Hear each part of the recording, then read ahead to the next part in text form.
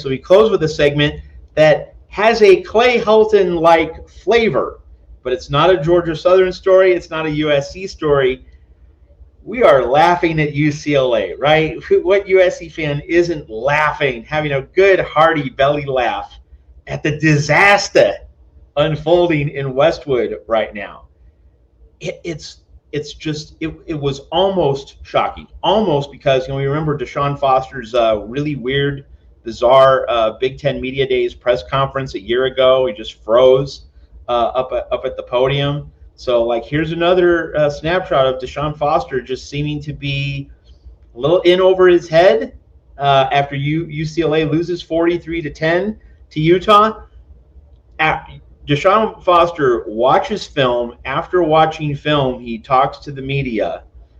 Ben Bolch of the Los Angeles Times and Bruin Report Online both confirm this. Like, we're not making it up. Deshaun Foster said, and I quote, "We were close. We were close. After losing 43-10. His team got ragdolled. His team got boat raced. His team got embarrassed. And then he says, we were close."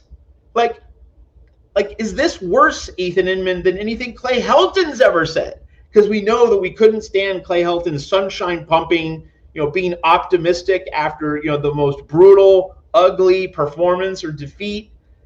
Man, this is unbelievable. Yeah. I mean, you set the table there super well, Matt. I couldn't believe it. Especially, like, Deshaun Foster, to me, has established himself already this season. I started the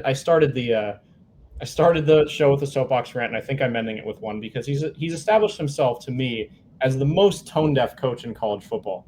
You have to understand that not only is he saying this after a 43-10 loss, but he's saying this to a group of local media members that he's completely lost, because he, at the beginning of the season, like, tamped down on all of UCLA's media restrictions. Like UCLA, you look it up. UCLA media members can't basically do anything now. They can barely do their job. They can't cover the team. So, and again, we're always rooting for the downfall of UCLA, but you got to have the backs of your fellow media members. So really, really a big bummer what he did to those UCLA media members.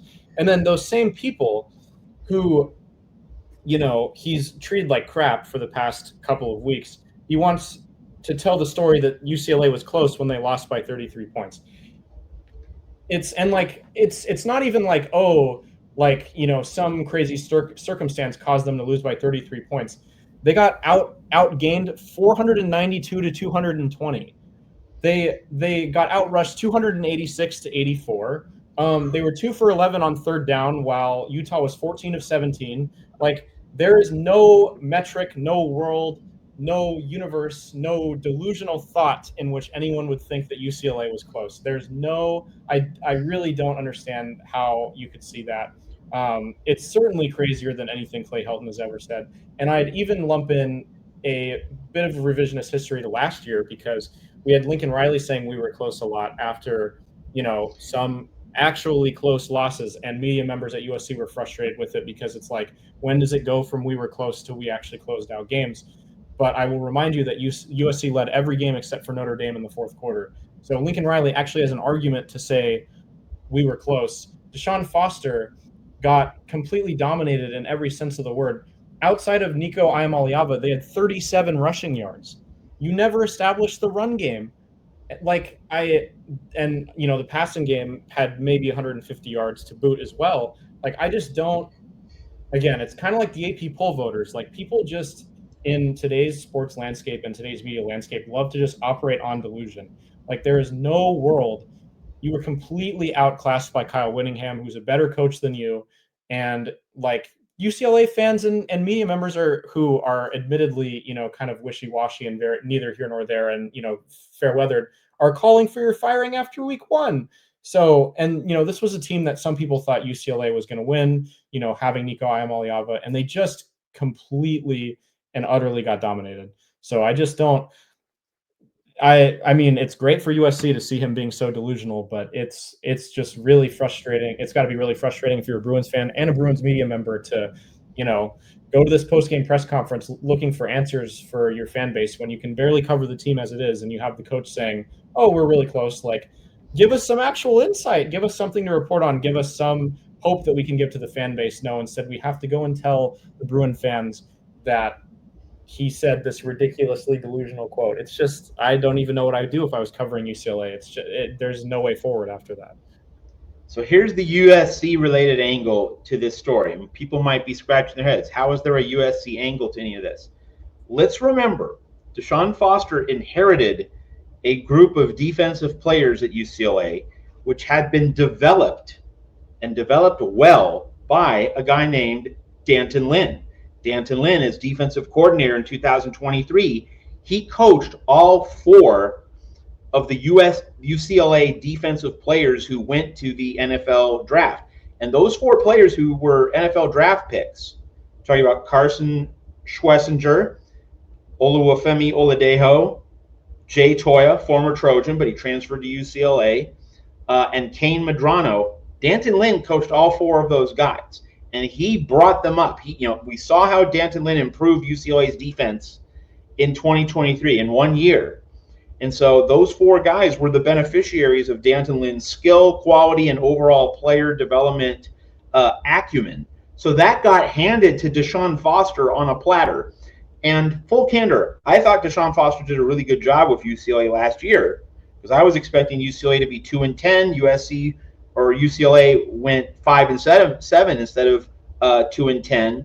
But now, after seeing this, I get it. I see the light. It was D'Anton Lynn coaching up the Bruins so that in 2024, Deshaun Foster inherited 4 NFL caliber players on defense. And these 4 UCLA NFL draft picks, they all made their 53-man rosters. Kane Medrano and Jay Toya were back-end picks in the NFL draft. They were taken in the 6th and 7th round, but they made their 53-man NFL rosters. Medrano with the Washington Commanders, Toya with the Dallas Cowboys. So all 4 of USC's defensive studs who went to the draft this year, they all made their NFL opening day rosters. Not all of them as starters, but they all made the 53-man rosters. So that D'Anton Lynn gave that. He gave that to Deshaun Foster. And so no Carson Schlesinger on the field. You could see the difference. You could see just how awful UCLA was without a tackling machine such as Carson Schlesinger. Also, Oluwafemi Oladejo at the edge spot, Jay Toya as a run stuffer. All those guys, they all filled specific roles, and they made that UCLA defense very competent last season. Deshaun Foster did not replace these guys in the portal, and he did not develop players within his program. So, this seems like a crisis. We talk about not overreacting to one game. I think at UCLA, it's not an overreaction to say, whoa, this team really seems shorthanded. And UCLA plays UNLV this weekend. If UCLA does not win that game, 0-2, all right, and hasn't even played a Big Ten game yet, UCLA has to play Penn State. UCLA has to play Ohio State.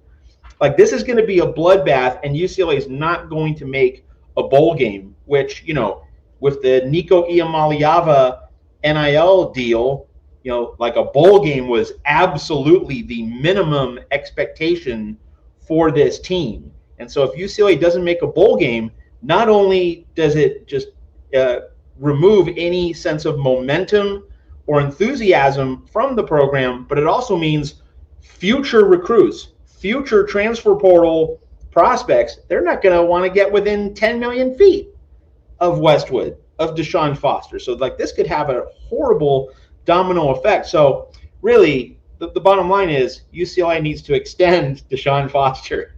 The same way that Bruin fans said, hey, extend Clay Helton, keep him around forever. I think UCLA has really found something. It's found the ideal coach for USC. So that's kind of the cosmic connection with Clay Helton. But Ethan, any final thoughts on the importance of UCLA's game this upcoming weekend against UNLV. To me, it's absolute must win. If UCLA doesn't win it, like, the season's going to go up in smoke. Bruins in ruins.